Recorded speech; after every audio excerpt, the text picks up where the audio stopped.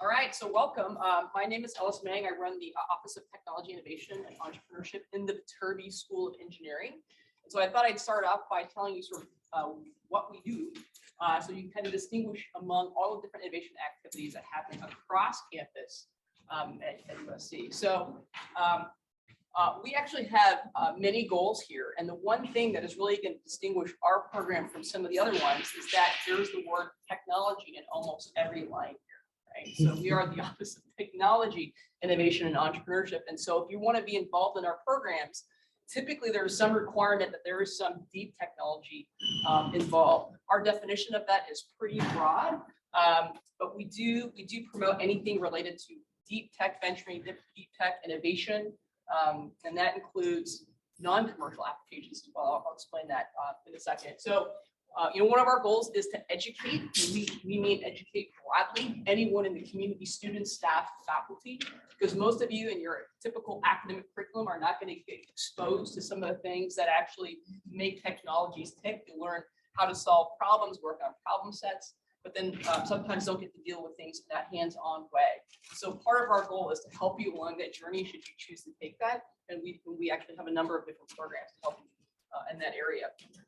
So launching ventures is part of what we do. And again, we support all members of the community, and more broadly than Viterbi, we actually support folks from outside of the school as well. Of course, looking at ethical and inclusive promotion of technology use.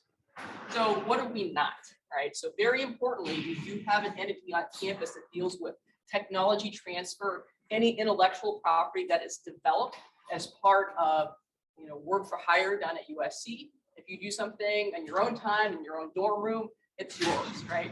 So we are separate from the entity that controls intellectual property and technology transfer. That is the USC Stevens Office or Center for Innovation. I know the title doesn't carry any of that, but if you look closely, that is actually what they do. And you can find more information about them on the website, but also there is this link here as to what is relevant to students who are interested in eventually dealing with the technology that they develop. And I already mentioned that we support many others in the program. So let me start off after that sort of a brief intro about why we're all here and why should I get involved? I think some of you are probably unsure. You see the word entrepreneurship, that sort of gets you excited. Some of you see the word innovation, that gets you excited. And they mean different things. So I want to kind of clarify that here. So I think that the central goal of what we do at its core is really the innovation piece of it. And it's innovation for a useful purpose, for some sort of positive impact, right? You can come up with something new, but if it's new and completely useless, it's not going to help anyone. So hopefully new and useful. It does not have to result in a business opportunity. Right, and there can be an intersection. If you're not doing this as part of a class, you're doing it in a research lab environment. There's an intersection with high risk, high impact research, and also in general problem solving. Because engineers, the core of what they do is problem solving. So we want to discover good problems to solve, problems that are useful to solve. And so I did put that note in there as well. And you can think about some of the stuff that we do as intellectual cross training. We're going to pull you outside of the standard stuff you learn in class and teach you a lot of extra stuff that is very helpful in your career. You're just not going to get in the formal curriculum. All right, so the entrepreneurship piece, I do want to talk about that a little bit and why it's exciting to be a part of this program that's located in Los Angeles. So this is pulled from a website called Represent LA. It's about a year or two old now. But every year I look at this, they map out different innovation resources in the community. So what you can see here, we gather, is that there is a lot going on in Southern California, and the star that's sort of roughly in the center, that's campus. So around us, we have lots of resources that are not only on campus, but in the community that we can tap into. And then a couple of cool facts to share about the Los Angeles tech startup scene. There's a whole lot going on. Los Angeles is an international powerhouse as far as its economic impact sort of felt worldwide, right? So we have the third largest GDP in the world next to Tokyo and New York, right? LA is the third largest tech ecosystem. So getting more specific, a big contributor to that production is the tech ecosystem, and it's continuing to grow. Right? And you can read all the other stuff. It's all good news about being in this place. We graduate more engineers than any other U.S. city as well. So an exciting place to be. Now, I'm going to run through a couple of our programs, but I would be remiss if I didn't mention any of the classes that we offer. And whether or not you're a student in engineering, there are probably different items here and beyond what I've listed here that are accessible to you. But actually, before I get started, I should probably take a pause here. How many of you are from Viterbi? Inventory. All right. How about Marshall? One. Okay. So where did I get out to Marshall this year? I don't know. It's one. How about Gould? Okay. One from Law. IYA, Ivy and Young. Couple. Right. Anyone from Dornside? One or two. Okay. What did I miss? Price. Price? Okay, one. Speak up. Anyone else? What did I miss? Okay. All right. So now we have a survey. So the majority of you are from Viterbi. So if you're a Viterbi student, getting access to these is pretty straightforward. Depends on whether you are an incoming first-year student as a undergraduate, a master's student, or a graduate student. There is something in here for all of you. You can dig deeper in our website and find out a lot more. Now, one thing I will point out is that there are a lot of innovation classes that are not listed here, and they're hard to find because we don't have a central place to list them all. We're working that. We're slow. Sorry. So if you don't see something here and you're interested, do a little search. You might be surprised and find something. I will point out that brand new, there is a whole new minor that just kicked in this year called Engineering Innovation for Global Challenges. And one of the key courses in there is this innovation and engineering design for global crises. And so, David, do you want to wave? If you want to learn more about that, I know David is going to escape soon because he's got some other stuff related to this that he's going to take care of. But David is the person to contact about that new minor. And I want to mention that a previous version of that course from a couple of years ago, as part of what they did is they went out to Lesbos, Greece, to refugee camps and produced a little documentary that recently won a Los Angeles Emmy. I just saw a picture of the beautiful Emmy today. So David does have that and can show that off to you. All right. A lot of what we do that's geared towards students is collected in this thing known as the Viterbi Student Innovation Institute. There are a lot of acronyms that were set in place before I came. I didn't create them, but you'll see a lot of them, so I apologize. You have to learn to speak our acronym language, VSI squared. And essentially what this means is this is a whole sequence of programs that we put together to support students at every step, whether you're first year undergraduate or whether you're a PhD student. If it's a single course, it's something co-curricular, we try to respond to the needs. If you just don't see something that you think would be really great for us to have, we'd be happy to take your input. So please don't be a stranger, reach out and let us know. We also have office hours. So I'm going to point out Trina Gregory. So if you have questions and you want to talk to us, you want to ask a question that's sort of venue, you can actually sign up for office hours. And I'll mention more about how to do that a little bit. And there are also opportunities for you not to take part in our program, but also to support our program. We have job opportunities, which I'll mention as well. So what I want to go through is we have a series of programs. I noticed that I think the dates are up to date on this one. So I've tried to list in most of the slides dates when things are going to happen, but you have to be a little flexible because we may need to change dates as we learn about new things, new conflicts. And so one of our sort of flagship programs for undergraduates is this thing called Atoms, Bits, and Cells, which we fondly refer to as ABC. And there's actually a meaning behind the atoms, bits, and cells. You don't have to read all that. Basically, what it means is that if you have any sort of technology, you can come to this program, participate in that, get a little bit of training. This is a great way of getting your feet wet.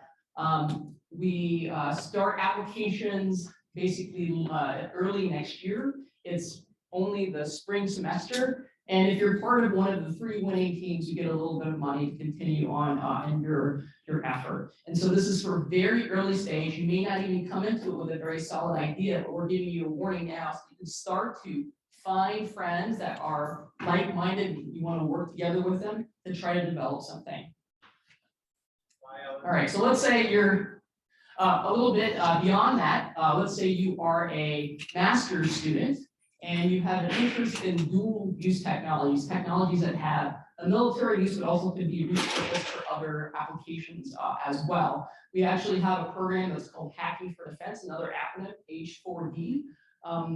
You can actually take this class, CSCI 532. and actually work with a group of experts, get exposed to military experts, sometimes do site visits and work on some real problems that are relevant. And this is a picture of a team in the past that's gone on to another competition at USC and the Lloyd Rife Center for Entrepreneurial Studies. And I think if you read that, they won a little bit of money to work on their effort. And there's a link there. You will get a copy of the slides if you want them. We'll put them on our website later. And I think the links are active, so when you get that file, you should be done as well. The little gray box is covering part of my acronym, so I've got to move that so you can see it. So the MECE Entrepreneurship Prize Competition, or MEPC, is probably our longest standing program. We are going on, I think, 11 or 12 years. And each one of these years that we've been operating, you can figure out how much total prize money we've awarded. We give $50,000 grand prize. It's a check made out to a company that is made the most compelling pitch, presented the most compelling case to our panel of judges. And so these individuals that you see here, this is a team called Playbook VR. They're interested in low-code VR, AR solutions. They won the competition this past spring, and we've had some great successes recently. So if you pay attention to the Turby in the news, there's another team, Gray Matter Robotics, that won the competition in 2020. They recently announced a $20 million Series A raise. So if you're not familiar with this terminology, that means in their first round of funding, they raised $20 million to support their effort. So we have another specific information session for this particular program at the end of this month on the 29th from noon to 1, not in this room. Our favorite room for these events is going to be EEB 132, which is across from the Ronald Tucker Hall campus, not the center, but the building, the cafe here. And so for this competition, how do you qualify? Well, one, you need to find, if you're not from Viterbi, you need to find your favorite Viterbi friend and get them to be part of your team. And then two, you have to have something that is deep tech. We don't care what the application is, but you actually have to have a real case for having a deep tech. So make that argument. And if you're not sure, you can ask some of the instructors that are involved. So you can do that at that specific information session.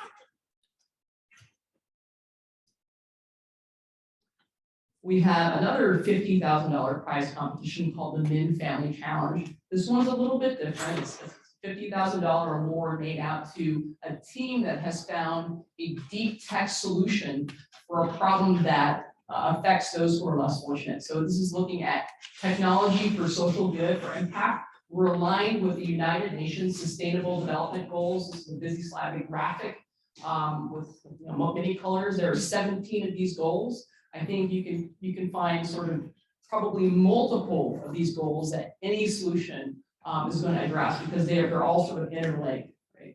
So for this particular program, there's going to be an info session next week on the 7th, which I believe is a Wednesday at 2 p.m. in EEB 132. Trina and David just left, are two of the leads here.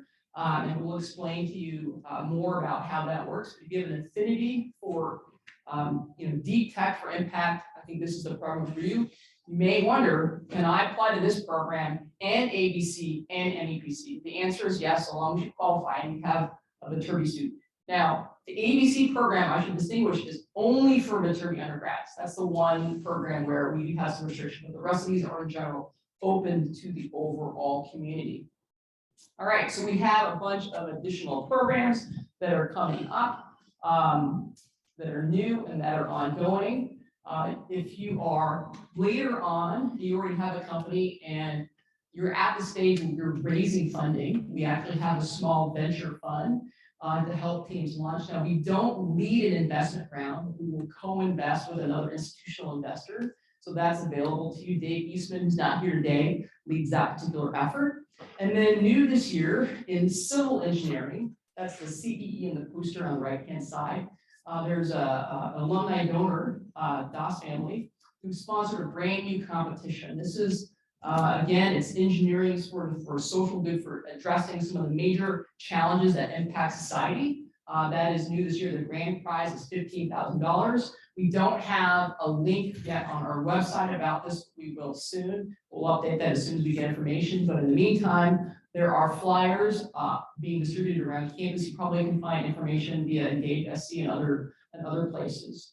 And there are many more. I will mention one more program that is happening. So you're tracking what is going on. USC has the oldest entrepreneurial studies program in California, probably the third or so oldest in the nation. And they're celebrating 50 years of entrepreneurship. So this is the Lloyd Bryce Center for Entrepreneurial Science. And so next week on Thursday, September 8th, they have a fair at Reserve Alumni Park. Our program will have a couple of tables there. You can actually go to that event and find out about other entrepreneurial programs around campus there, and they're going to feed you lots of yummy food. I know that their QR code is too small to scan, but if you search this, I'm sure you can find more information about it. So Alumni Park, 11 a.m. to 3 p.m. Okay, so these are some of the on-campus activities that we do. We actually have stuff that we do off-campus as well. And so we support the campus community, we support the broader Los Angeles community, and we also have activity that spans multiple states in the western region of the United States. And I'll explain what each one of these is, right? So if you drive out here towards the airport, it's a place called Marina del Rey, we have something called the Turkey Start Garage, which is a little incubator that is co-located in our Information Sciences Institute building. So this is the building that is literally right on the marina. And this hosts roughly about 10 teams at any particular time, startup teams that are ready to start to scale. And so they get residency there for a year for free. You get access to innovators and residents and other expertise, a number of different programs. You get access to students who want to become interns through our Summer Smasher program. We just closed out another Summer Smasher program this past summer. So Summer Smasher, maybe that this is, you have some interest here. If you're around for the summer, we have an opportunity for you to have an unpaid internship. This is an educational program where you can join a startup and do a little bit of engineering work for them and basically get a firsthand experience of what life is like in a startup without having to go to all the effort to create that startup right at the beginning, right? So undergraduate students, graduate students all participate in this.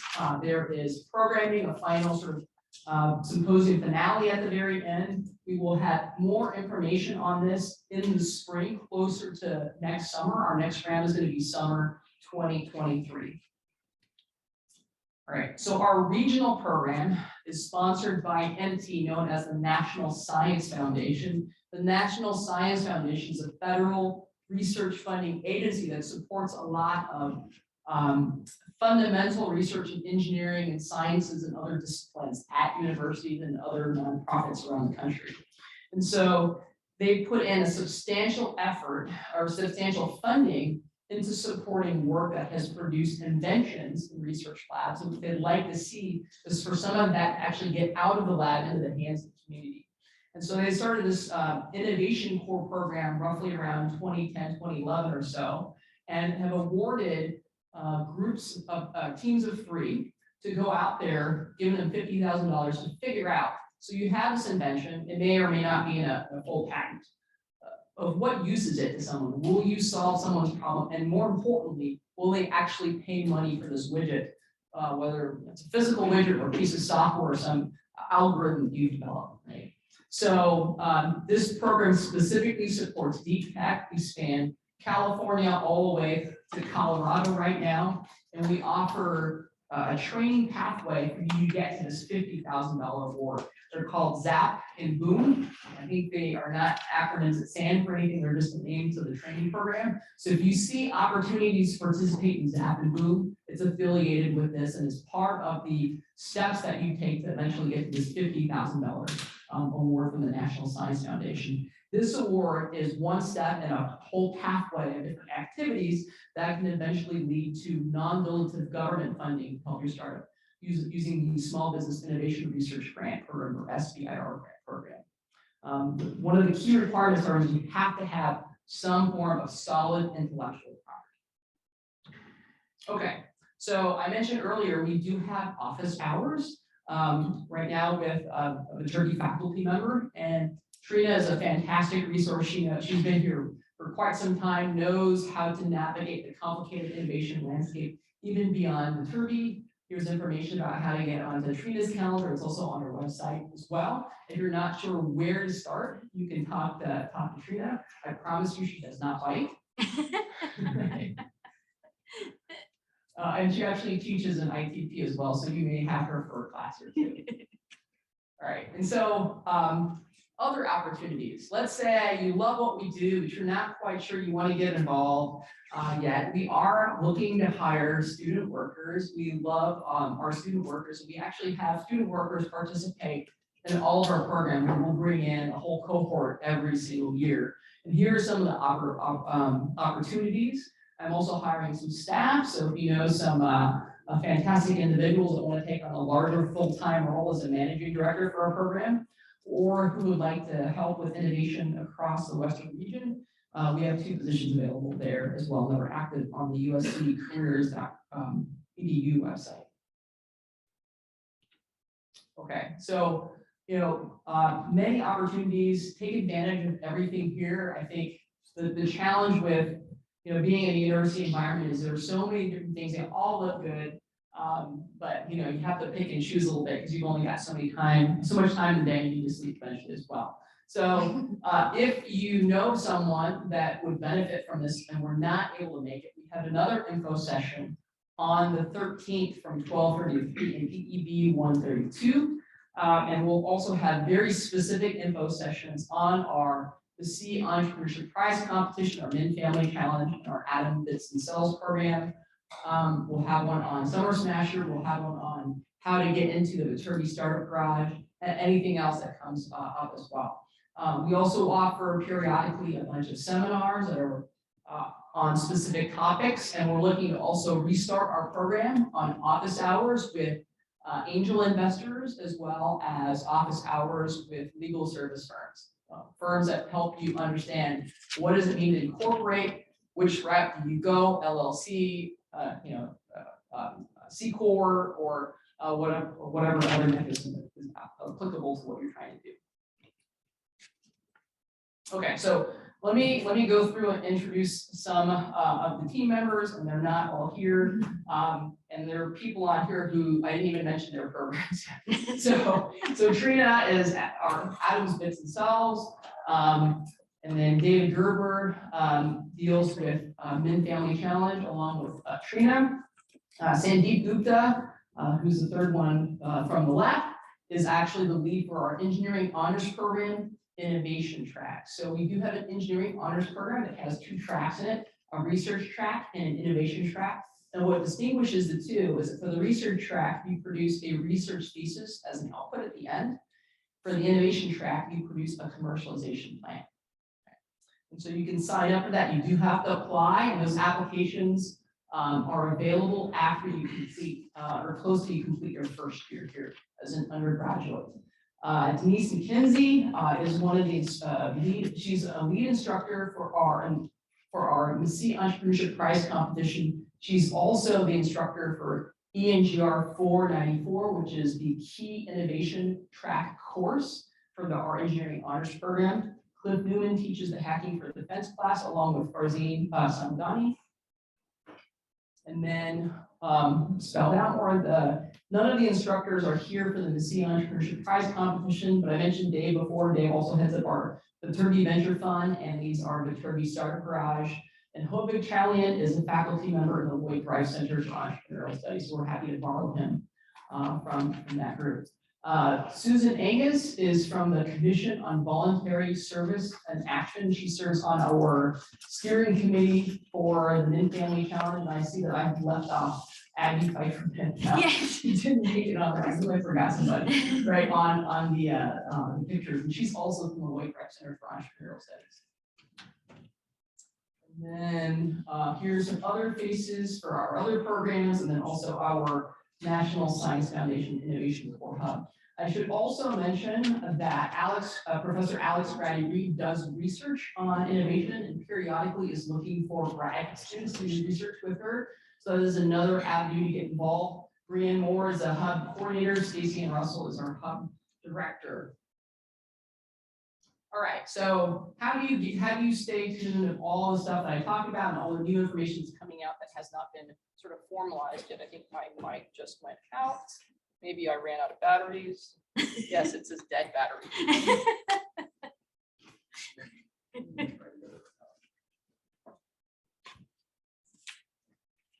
The battery's full. Okay, good. All right, so we're back in action. QR code, you can sign up if you would like using the QR code. I don't know how that scans from where you're sitting. There's also the tiny URL, or you can navigate to viterbiinnovation.usc.edu. That's our website. We used to have a physical sign up. Do we have a physical sign up too? Just a scan. A scan, just a scan over there in the back corner, right? So we're going paperless. We're very sustainable and green. Okay, so I do want to open up for questions, and I also want to give an opportunity after any questions. If you happen to already be starting a team and you're looking for help, I actually have one team that already forwarded me some slides that I'll share with you to talk about what they're looking for. But if you want to introduce yourself and say that, hey, I'm starting a startup in XYZ area and I'd love to work with someone who knows ABC, then please feel free to make that announcement. So this is a slide that captures kind of everything we do. The QR code is up here again, and there's also websites and emails. I'll take any questions that you have. Yeah, go ahead. Earlier we were talking about deep tech, like what qualifies as deep tech? Good question.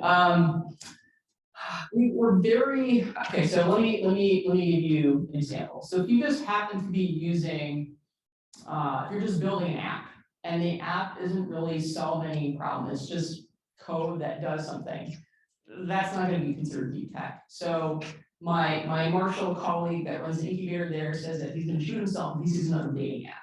That is not deep tech, all right? So because a lot of applications for dating apps. If instead you develop something where you have like a special search algorithm and you're doing something quite unique with the data that you receive, right? That might be considered deep tech. It gets a little bit fuzzy with software, but if you're not sure, the best way is actually specifically for the Museum Entrepreneurship Prize competition, where this comes up a lot. You can talk to the instructors and ask them. Yep. How to convince your PhD advisor that this is worth the effort?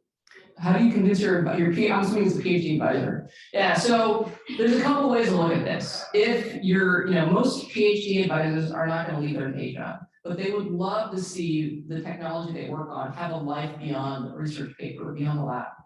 And so most of that is actually made possible through the hustle of trainees, PhD students, or postdocs. In fact, in the National Science Foundation Innovation Core Program, one of the 3 team members has to be what's called the entrepreneurial lead, and that person is a trainee. So, if your faculty advisor doesn't want to invest the time and understand what is the market, is there a market, who's going to pay for this technology that I spent millions of dollars of federal taxpayer money developing, that's something you can get involved too. Now, I think that the other piece of it is, if you're in a PhD program, is it going to interfere with your studies? It's going to take time. I think there's no way around that. The question is, where are you, right, in your studies? If you're in your first year, probably not a good idea. But if you're beyond your qualifying exam and your path is very much set towards graduation, at that point, that's perhaps worth a conversation. Thank you. Yeah. You talk about the journey from having an idea to getting incubated. The journey from having an idea to getting incubated. That's a good one. So, let's start with, is your idea worth anything, right? The best way to find out is actually to ask somebody else, because you're not going to pay for your idea. You like it already, right? So the whole purpose of like the I-Core program is to figure out who cares, right? If no one cares, then right, it's an ivory tower exercise or research exercise, and it might produce an interesting research paper, but then that's the end of the line. But if it has a life beyond that, I think you have to basically hustle and do a lot of work to figure out how are you going to get to that point, right? So being an entrepreneur is actually engaging in this doing a lot of legwork, figuring out how you're gonna get from point A to point B, right? And then what happens if all of a sudden you get thrown off course and you have to pivot, this is like I-Corps terminology, and change paths because this initial hypothesis that you had of a market just doesn't pan out. Right, and I think failure is inevitable, it's part of the journey. You can't be afraid to fail, and you gotta grow thick skin, but you also have to listen carefully. Because usually when you're doing market research, customer research, they're trying to tell you something. Hopefully that helps a little bit. But the journey is long, it's potentially treacherous. There's a lot of unknown, mines in a minefield you can't see, right? But it's all part of the journey. Could you explain exactly what, let's say it is worth it, and could you explain exactly how do you proceed with, who do you, where do you invest the time and who do you reach out to and everything? Okay, so the question is, how do you determine who to talk to, Yeah. right? So I think a bit of that is going to be understanding who are your potential candidates to talk to first. One way of looking at that is by researching market reports. You can get access to some of these market reports that are free online. You can maybe try to go to the business school, find a friend, and get a market report, and see who the competitors are. Right? That's sometimes a good place to start. Maybe it's a bad place to start, depending on what your field is. Find out who has the biggest pain point, the biggest problem that they're really trying to solve. And that's not that journey to get to that person is not going to be direct. So, I think it's an iterative process. You start up with a list of names and you kind of check them off. And in that process, in the process of talking to them, you learn something, and then you kind of sort of assess that information and figure out what the next step is. You can talk to friends, family, professors, right? Anyone, and try to get suggestions on who you might talk to. Sign up on LinkedIn, that's a favorite tool, right? Expand your network, start figuring out how to do searches. Get used to doing something called cold call, right? Don't be afraid to knock on doors. Anything and everything. And I think I saw a hand up here. Yep. Yeah, I'm a grad student here and I'll be graduating in the coming December. So can I be part of these competitions even after I graduate? Yes, that's a good question. So can you be involved after you graduate? I think the only criteria we have is find a Viterbi student. I think it implies that they are kind of still active, right? And so it should be difficult. We have a lot of Viterbi students, right? So find someone who wants to be involved in some way. I think in the process, sometimes, graduation times don't necessarily line up with academic calendar. All of our programs do line up with the academic calendar. And so, there may be a little wiggle room in that if you happen to say graduate in December and then, you start a program that lasts year long, what do we do about that? If you have questions like that, contact us, we'll figure it out. Other questions? Okay. Yep. So for most of them, we can't participate in it unless we have a Viterbi student with us. Yes. Undergrad, master's, PhD, any of the above.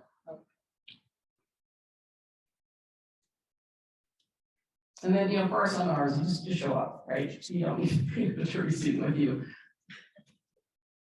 Yeah. On the contrary, could be just a team just for Viterbi students. Yeah, a team can be solely Viterbi students. There's no problem at all with that.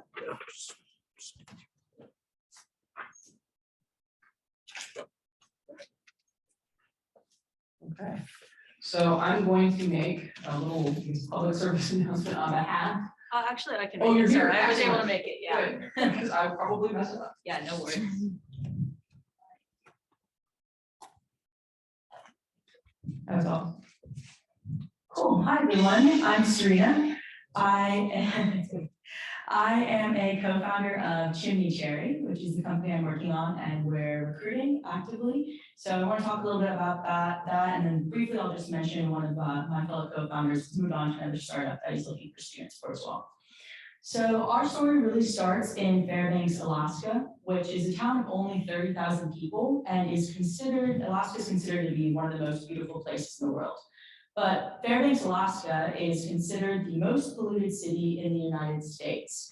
And that's because 11,000 of these residents use wood burning stoves. Essentially what they do is go out, harvest their own wood, and then heat their homes only with these cords of wood throughout the entirety of the winter, which in Alaska goes from about October to March, sometimes as late as May. A lot of us in California think that wood burning might be a terrible thing because of deforestation, but actually in Alaska, it's the most sustainable form of heating because it's so difficult to bring up other forms of heating.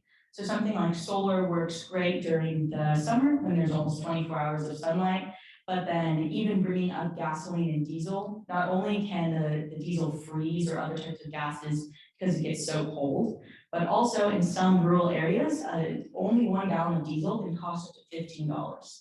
So it's wood burning with that, and then the permitting they have to make sure that there's not huge deforestation is a lot different than it looks like here in California. There's not really a ton of other options for people in Fairbanks. And what you're seeing here is the soot or PM2.5 particulate matter is being released into the atmosphere. And this has two main effects. The first is on your health. These particles are 70 times smaller than a human hair. They get inside your lungs and stick to them. This has caused children to collapse in the street on their way to school. So it's a very serious health issue. The second is environmental. Because of Fairbanks' proximity to the polar ice caps in the Arctic, these particles that are black stick to the ice caps and then expedite glacial melt. So two really huge issues, both for the future and then for the present people. And this isn't just something in Fairbanks, it's a global phenomenon, and especially here in the United States, there's over 10 million of these wood burning stoves. Another popular area is the Northeast.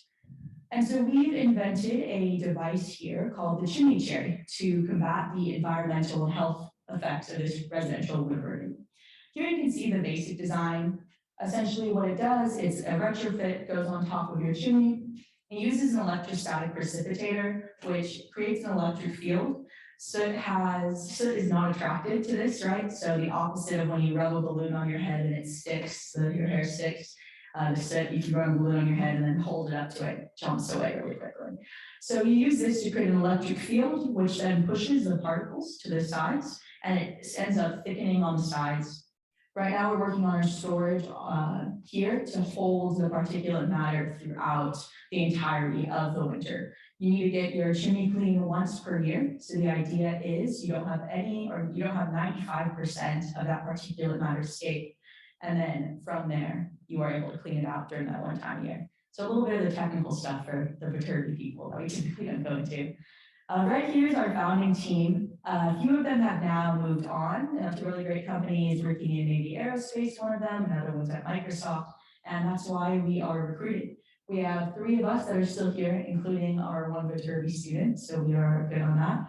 I mostly do the managing for the company, but I also do a lot of the technical aspects. And we have okay, so yeah, we are recruiting. We're mostly looking for mechies and EEs, but I myself am a policy person, and I do a lot of the technical things, or prototyping, proof of concept. So anyone who's interested in getting in a lab and working, or even if you want to learn about pitching or looking for funding, things like that, we have great traction today. We were 3rd place in the Min Family Challenge. We completed the I-Core program through the Innovations in Engineering class, actually. We completed the Blackstone Launchpad over this past summer. We were semi-finalists in MIT Solve, an international competition to support the UN Development Goals. Have significant validation across the board and are currently in another pitch competition specifically for wood burning stoves. So we have definitely validated that this is a huge thing to stop the 800,000 metric tons of soot, which is the equivalent of all trucks and cars that run on diesel. Basically, yeah, we're looking for someone with mechi, EE, construction experience. More than anything, you're willing to spend about 4 hours in the lab each week. We use the Baum Family Makerspace, which is another incredible resource for fraternity students and others. Particularly passion, willingness to learn over what your current abilities are. You can be a freshman, you can be a PhD student, as long as you're willing to show up and work for it. And then we're really impact driven. We think we have a very important mission. It's something that, keeps us up at night, making sure that this can help people. And then some of the perks, we are growing pretty quickly. Right now, our resources go from building a physical product, you need a lot of materials, so mostly goes to that.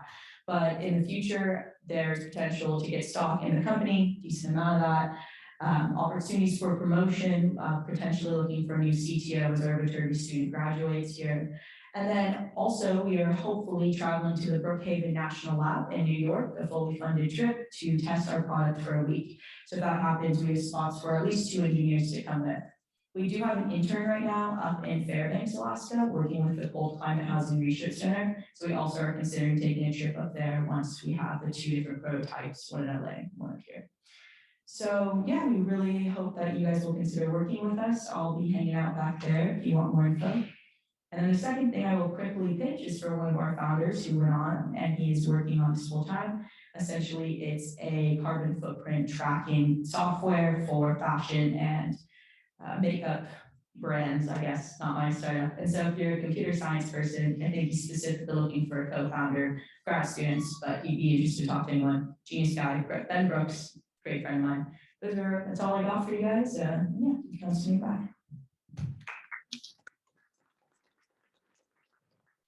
Anyone else want to mention that they're looking to find team members? Okay. Hi everyone. Actually, I didn't have a pitch deck on the slide, but I can send out an email later. So we're at SystemG. We were also part of a lot of competitions last year and last semester in ABC, MEPC, and Make Family Challenge. So what our thought of doing is that we wanted to help encourage university students to save housing energy by reminding them and making a social impact and let them see what impact they can make through an app. And so the experience will be when the people leave their home, they will be reminded to turn off their lights or ACs, and they can see how many carbon they save through a tree. And the tree will grow up and they can social with their friends or neighborhoods, and we will incorporate with smart home device companies so that we can track their data, and the smart home device companies can also increase their sales. So right now we're looking for software engineers, specifically back-end engineers. And our team members are mostly from USC and also my friends in Microsoft. And I am the founder of the team. So I will be mainly responsible for PM roles. Yeah, so that's about the project. So yeah, please feel free to reach out to me after the event if you are interested in learning more about that. Yeah. All right, great, thank you.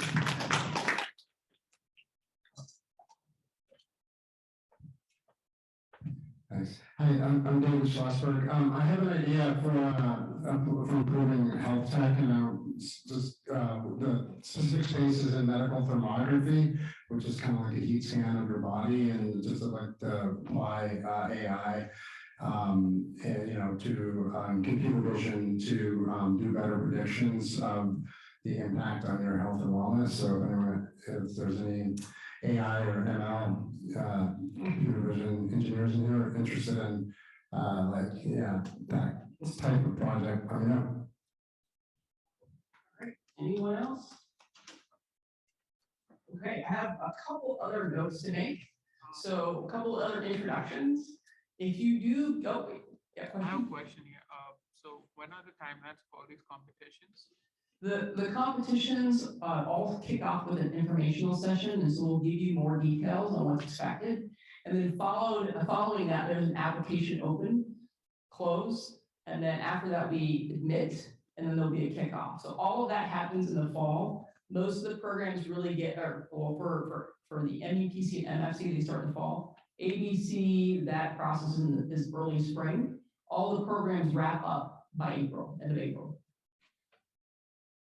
Okay, so if you are fortunate enough to get to the end and we owe you a check, right? So you're gonna need to see Jason Ordonez. So Jason actually handles all of our finances. He also helps with student worker recruitment. And so if you're interested in working with us, you can also talk to Jason. And then this event was made possible by our PI coordinator, Johanna Murray, who's also in the back waving. And so she sort of helps us keep honest. And actually, if you see some of the new flyers that are gonna go out on campus and the advertising and the newsletter, that's all her. So if you want to sign up for our newsletter and find out what's going on every week, new opportunities, you'll sign up and then those will come from Johanna. Any other questions? All right, so I would invite you to all grab some more pizza and then, spend some time if you want to getting to meet one another. You heard from some folks that are looking for some help. Please seek them out, get their contact information, and feel free to contact us if you have any more questions. All right, thanks for coming. Thank you.